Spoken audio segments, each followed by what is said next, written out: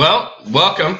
It's a Facebook Live event on the 2nd of September out here in the reality world, if you will. So I'm going to stand by, just sort of wait for some people to join because we're giving away some products today.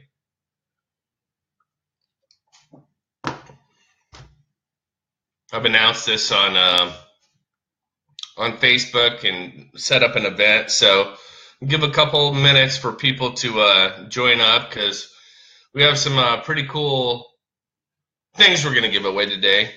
So one of the things I wish I could use hunting in Colorado, however, it's just not allowed just to due to their guidelines of the way the Broadheads set out and stuff. So I figure if I can't use it, might as well give it to you guys, right?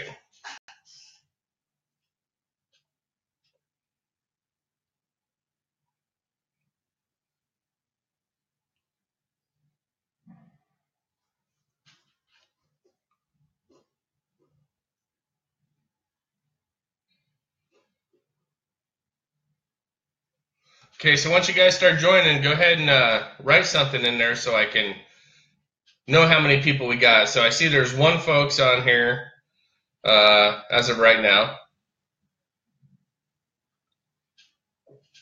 So just go ahead and type in the comments, let me know where you're from.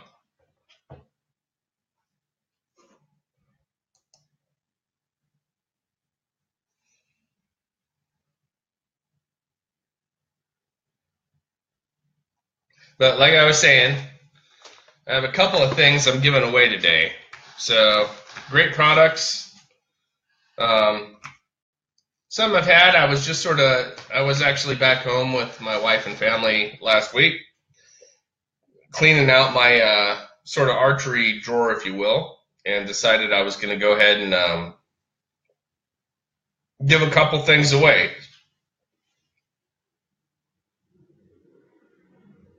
So,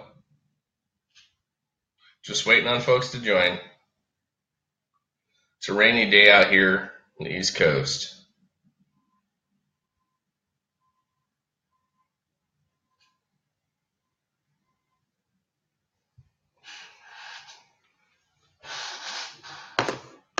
Hey, how you doing, Mike?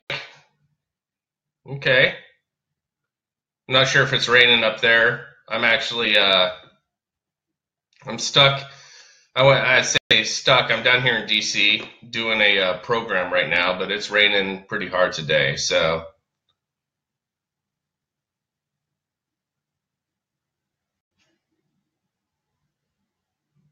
if you want, go ahead and share this video with your folks so maybe we can get some more people on here.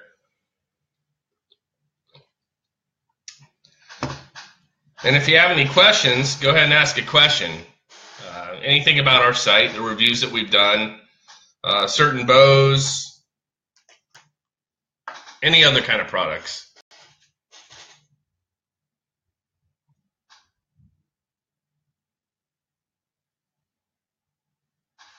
One sec, though. Let me grab this.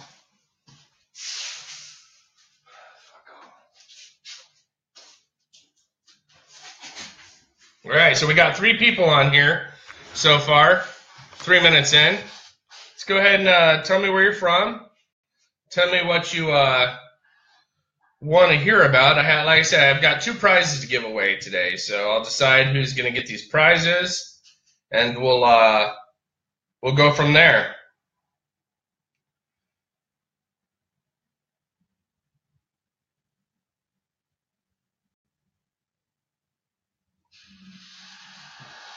Four people. Okay, it's building. I think that I have like a countdown for this Facebook Live. You know, it says, hey, in 2 minutes, 30 seconds or so, we're going to have a Facebook Live. However, if they do have it, I haven't figured it out yet. So I'm a pretty busy guy. But anywho, so go ahead and write down here. Tell me where you're from. We're going to give away a couple of things. So real quick, I'm not sure if you guys have seen these toxic broadheads, but it's the broadhead that leaves like a little sort of like circle like this, if you will. All right. We're going to be giving these away. This will be one of the prizes, and I'll talk about the other prize here in a minute. But these are from Flying Arrow Archery, and I've got a pack of these that I'm going to be giving away. These ones are 100 grains, and they have a chisel tip on them. You're not allowed to use these in Colorado for elk or deer or anything, just because Colorado states that the blade has to be straight, and it can't be curved at all, which doesn't make any sense. However, you know, it's not rocket science. I mean, this thing would probably kill something. So I'm going to be giving a pack of these away. So wherever you're from, we'll make sure we get this in the mail to you. Key point is right now, I want to get more people on here to increase the odds. So, Mikhail, welcome. I just want to know if you guys have any kind of questions. Let me know so we can make sure that we answer them. You know, it could be about any reviews or anything that I've done in the past, what you guys want to see, anything along those lines.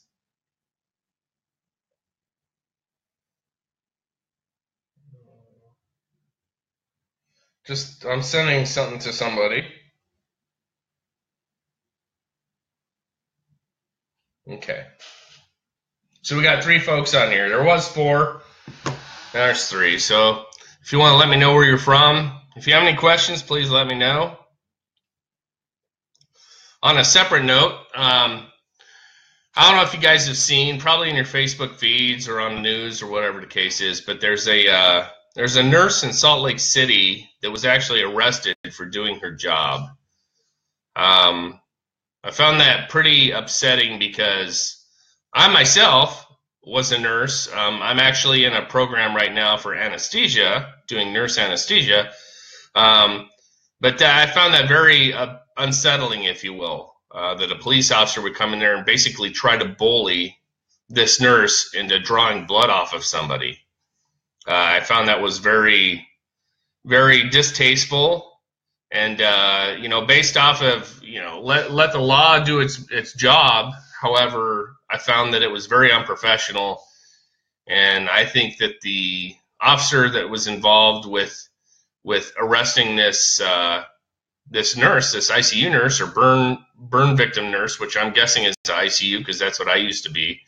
I have a feeling that, you know, there's a federal law that states any assault against a healthcare worker is a felony in the United States. And I know, Mikhail, you're from Sweden, but however, that's how it is in America. So if anybody assaults a nurse, a doctor, or even an assistant, it's a felony here in America. So to me, you know, like I said, being a nurse and all that, it's definitely something that we need to address. I'm hoping this guy really loses his job. I actually tweeted to the Salt Lake City mayor this morning stating that he should be in jail with the other people that he puts in jail until he's arraigned on charges, not just put on suspension with pay. So, you know, to me, that's how I feel. But I'm not sure if you guys have followed that story or not, but definitely something that I would really like to have the reach out there to people to know that it's not all right to do. So, okay, so Jeremy Rager says, what's the best accessory that I've seen this year? Best accessory. Well, QAD has a new rest they've come out with, and it's the MDX. You guys know that I've used the Quality Archery Designs HDX, which is the rest that I've used in the last couple of years' reviews. And this year they have an MDX rest that is actually super micro adjustable, based off of the old HDX. And if you stand by, I'll grab one right here. All right, so the HDX has this bolt here, and then one on this side. I'm right and left, sorry. So what you do is you undo that bolt, and then you can move it, just moving it.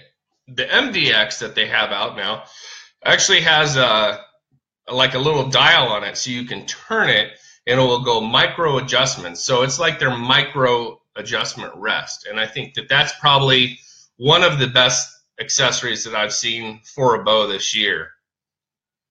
I got TJ Boys, Christopher, tension versus trigger release. Well, I like a trigger release.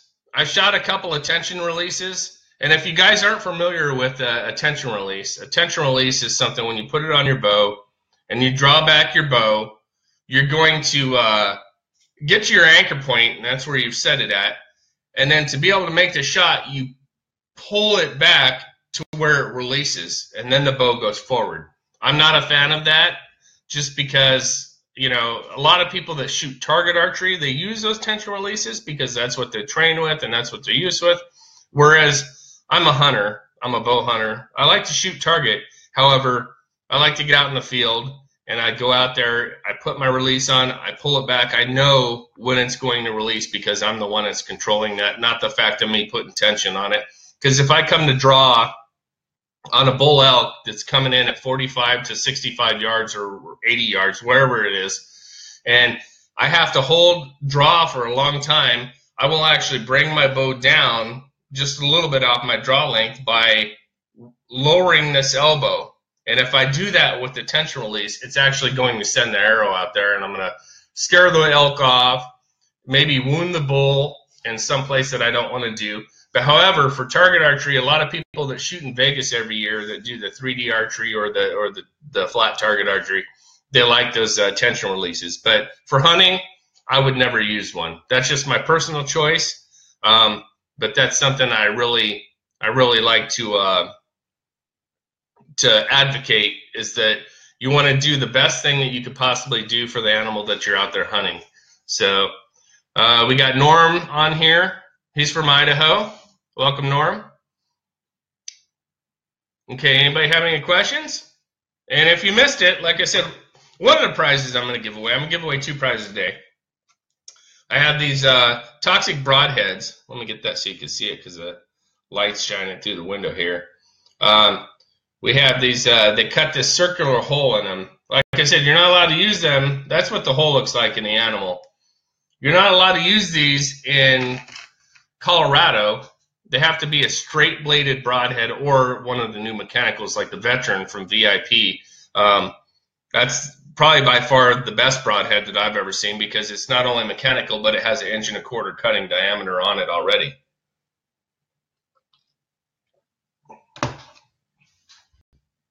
Okay, so Christopher says, thanks for the info. Been going back and forth on getting one. Yeah.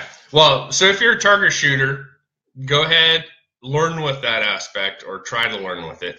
However, I've tested them. I don't feel comfortable with them, especially if I'm going to go out there hunting, because that's something that would really impact my shot. And I want to make sure when I'm shooting an animal, I know when that arrow is going to release by pulling that trigger, just like with a rifle or whatever the case is. So my second item I'm going to give away is for the people that hunt whitetail, I have something called Evercalm. It's let me see, I got a lot of backlight here, but it's a scent, and it's supposed to smell like the bedding area where deer bed, and it makes them calm. So if you're a whitetail hunter on here, you definitely probably want to be winning this one. So we'll cover that here in a little bit. Okay, TJ Boys asks thoughts on penetration, heavy arrow or faster arrow? That's a good point. You know, I use Victory Armor piercing arrows, and the whole purpose behind the VAPs is what I like to call them, is they have a larger front, so it's a little heavier forward of center, but the way their outsert's made is it's wider at the front, so that when they go through an animal or through a target or anything, really, it creates a wound channel. And you get better penetration, and the reason is because it's physics. You have less force touching that arrow when it's going through something. creates a wound channel, just like in the Navy they have a, or this is how it's always been, but they have a torpedo, and what torpedo does is it creates an air channel around it while it's in the water. When it goes through, it has zero drag on the torpedo, so it can move faster. And that's the key point behind this arrow that they have, is that it creates a large wound channel so that the tissue, the blood, the skin, and all that, by the time the arrow's through, hasn't even really touched the arrow till it gets to the fletching. So you get deeper penetration. Now, straight physics, when you have a heavier object, Newton's law, an object in motion is going to stay in motion. Something that's heavier is going to punch right through that animal as well. However, you're going to lose your speed. You're going to lose your accuracy at distance if you don't have the certain amount of pins or sight window, especially if we're using our bow. Your bow is only got so much room for all the pins. I use a 7-pin sight. That's what I've always used, except for when I first started bow hunting, when I didn't feel comfortable shooting past 30 yards. But I'll shoot 120 yards using the bottom of my pin, or the bottom of my sight window as a pin, if you will, like the bubble. However, I shoot a faster arrow. So if my arrow is going a certain amount, you only have so much sight window in there for pins to where you can raise that bow up and still be able to see the animal. You just don't Kentucky windage it. You have to make sure that you're accurate with it. So when you have a slower arrow, you're not going to really have that much sight window for all the pins that you need to be able to shoot longer distances. I hope that answers your question, Tim. Okay, good. Timothy Edwards says that he's heard great things about Evercom.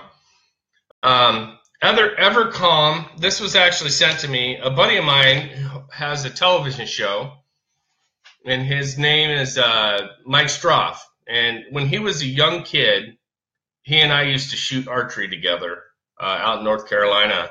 And his dad and I were actually stationed together at Camp Lejeune. And so I've kept up with Mike through the years. I've seen him grow in his show and work his way up. And I really like that because he's a nice kid. I say kid, he's 30s now, but nice guy. But I remember he was like up to my hips, and we were out shooting archery together during tournaments and stuff. Really good guy. So anyway, he's the one that had sent me this. And I don't hunt where there's whitetails, at least right now. I go to South Texas every once in a while.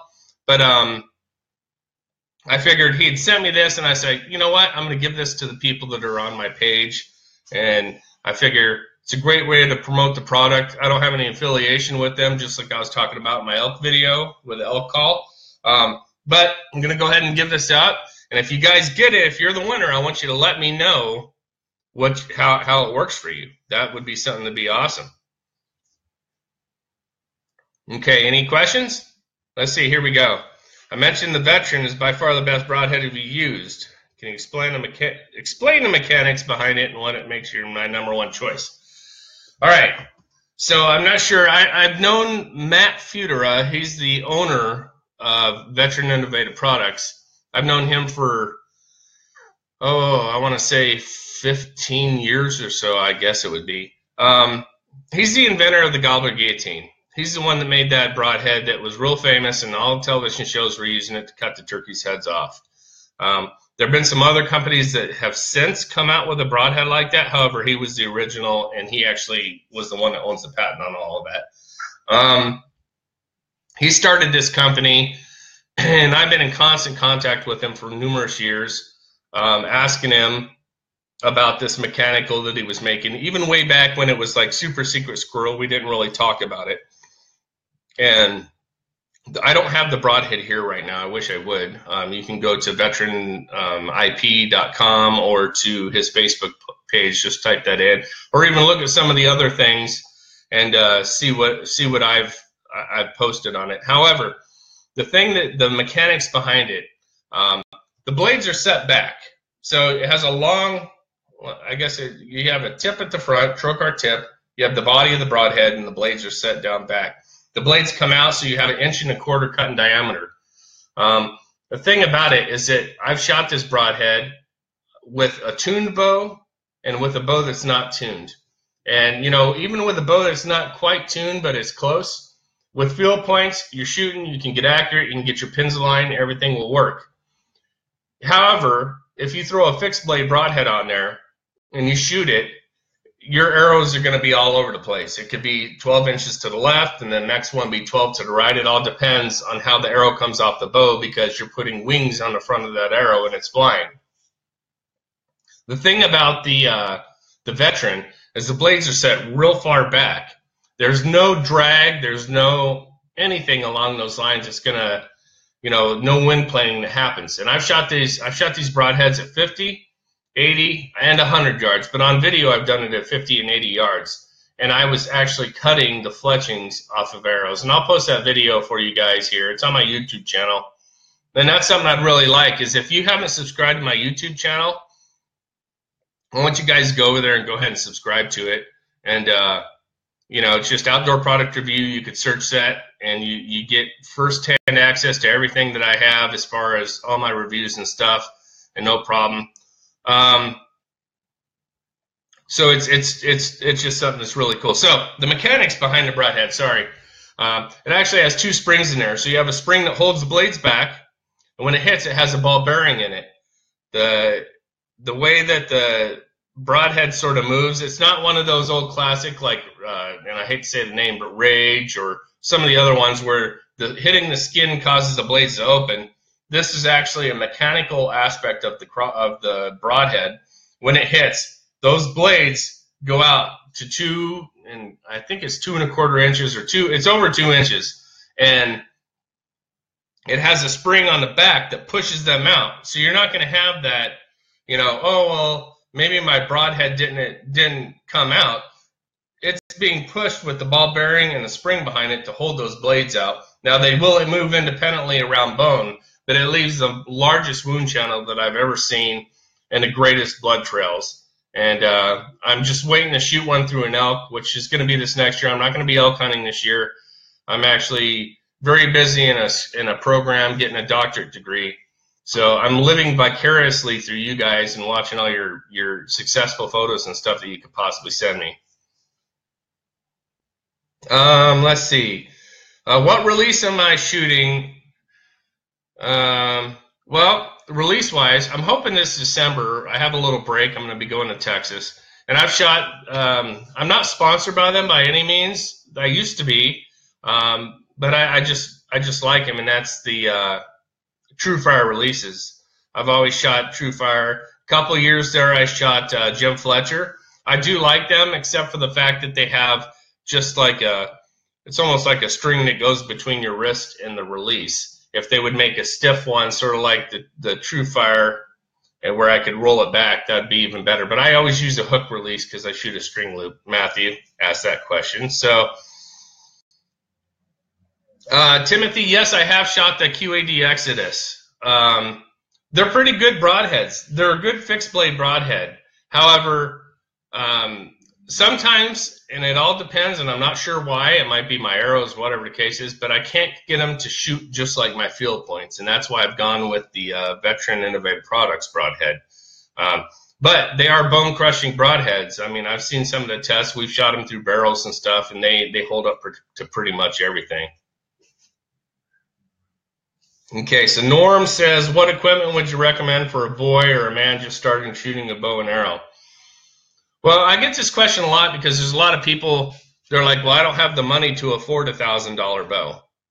And you really don't have to. My son, he shoots the Diamond, I'm not sure which model it is, the Diamond SB1 or something along, the Diamond Edge SB1 is the name of it. And the great thing about that bow is you could use it from a kid all the way to an adult. It goes from like 18 inches draw all the way back to 30 inches. You can change the weight down to 20 pounds all the way to 70 pounds. So it's a bow that will grow with either your son, even a wife, a girlfriend, or whatever it is you choose to have. But that's a great bow made by Diamond Archery, which is a subsidiary of Bowtech Archery. So that's what he likes to use. He actually is he seems to enjoy it quite a bit. All right, Jason.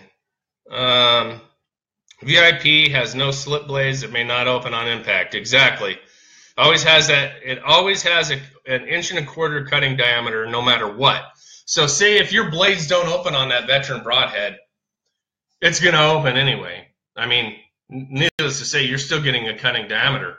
Back in the early 90s, I used to use a broadhead that only had a 1-inch cutting diameter when I was hunting a lot in North Carolina, and I killed plenty of deer. So even if the veteran failed you, say it didn't open, which Matt would pull his hair out because I've known him for so long, it's still going to kill that animal. So there's no worries about having to do it. My son shot a doe with it out of his crossbow last New Year's Eve, and the deer went 20 steps and folded up. And definitely a great broadhead. So with a crossbow, yes, that's probably one of your best broadheads. You're not going to get any kind of planing or anything along those lines. Okay, yes. Well, Jason, so you say you think it's infinite edge, and it's not. He actually has. It might be. I don't know. I can look it up. But whatever the case is, I did a review on it. You can see it on my YouTube channel, like I was saying. But I think it was the Edge SB1 is the name of it, and it has a monstrous level of draw cycle. It has huge poundage from, I'm not quite sure what the poundage is, but he was 12 when he started shooting it, and he'll probably have that bow all the way until he's, a mid-teenager or whatever the case is. So, all right. So Jeremy says he's a veteran. Lifer after shooting them last season. So that's good. Yeah, they are one of the best broadheads that you can find on the market. Sorry, I'm drinking my iced tea here. I'm out in the East Coast right now. I need to have my sweet tea.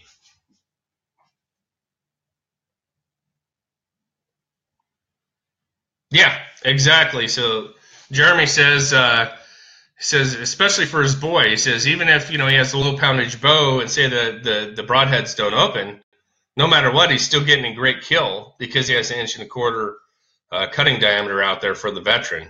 So definitely a great product. Matt over there really knows what he's doing. Okay, I got a buddy of mine, Russ Lee, joined. Him and I were stationed together a long, long time ago. So I'll tell you what, real quick, because we've been live now for 27 minutes. So let's go ahead and give away our first product. So this Evercom deer scent. And if you live in whitetail hunting territory, go ahead and write it in there, and I'm going to pick my first pick.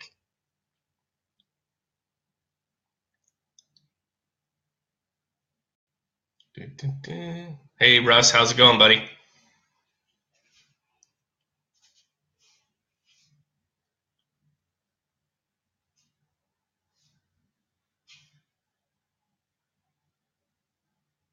Okay, so like I said, if you hunt where there's whitetails, okay, so Timothy,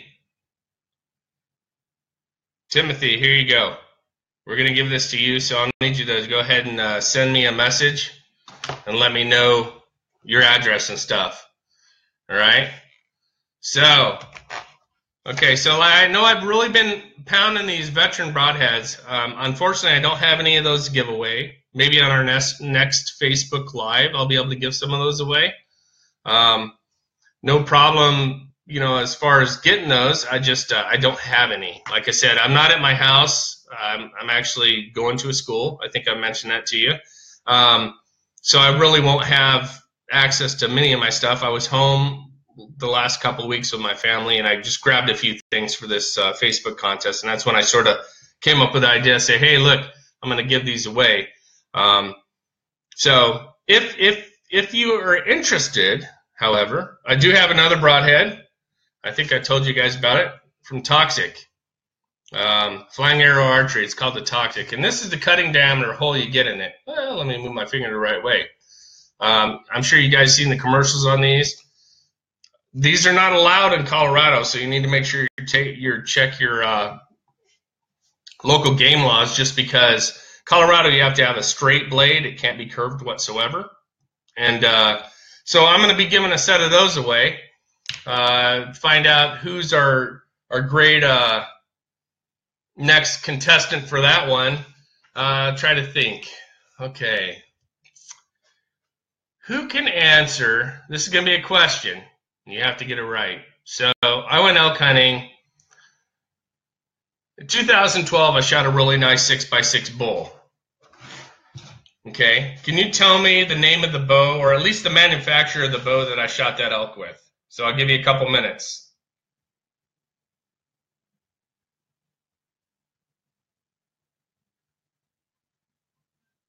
Go ahead. We got a few more minutes here. We'll just drag this out until we can get a correct answer.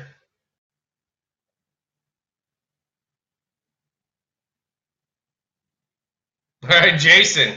Jason got it right. Athens Archery. Yeah, I was shooting an Athens bow. I've really been trying to get one of those for my review. No, Tim, it wasn't prime. That was a couple of years ago. But 2012, I was shooting an Athens bow, and I shot a really nice bull. Great story. I'll tell you about it here real quick. So a friend of mine, Scott, and I were on this area that sort of butted up next to National Forest. That's where our camp was. It was one of my friend's property. We weren't hunting his property. We were actually just sort of camping on it just to get close, had our little fire and whatever the case is.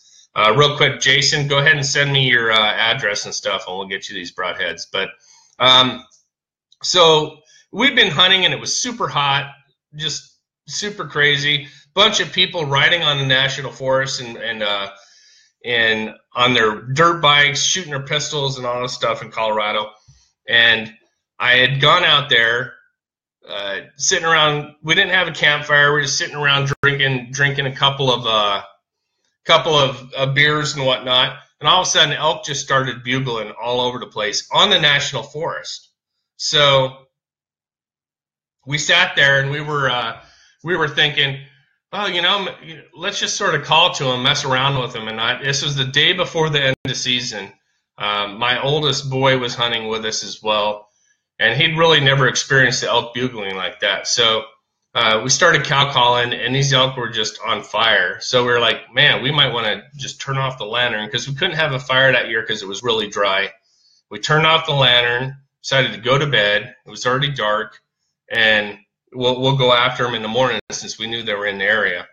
So the next morning we're sitting out there, and my buddy Will Goldsmith, who's the owner of Bino Pack, they make that binocular harness system. We were sitting there and drinking coffee, and all of a sudden there was an elk like right across the fence that just started bugling. So we took off after that bull, got all our stuff. I tried waking my oldest son up, but he was a typical 17-year-old, didn't want to get out of bed. And so we took off. And Will was the closest to the elk, and he was sitting there rubbing a tree. And I'm like, go in and I'll start calling from behind, maybe call him in. And so he started sneaking in, and right behind us, maybe 200 yards, another elk started screaming.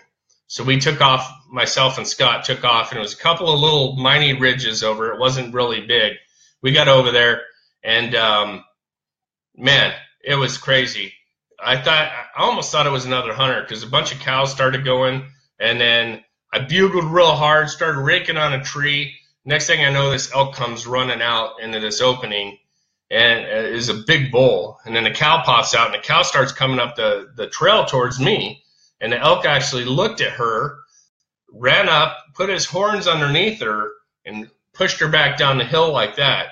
That's when I drew my bow. I had him at 16 steps. I let the arrow go, went right through him, no problem whatsoever. The elk ran maybe I would say 100 feet at the max, and he just fell over dead. So, yeah, that was the Athens bow.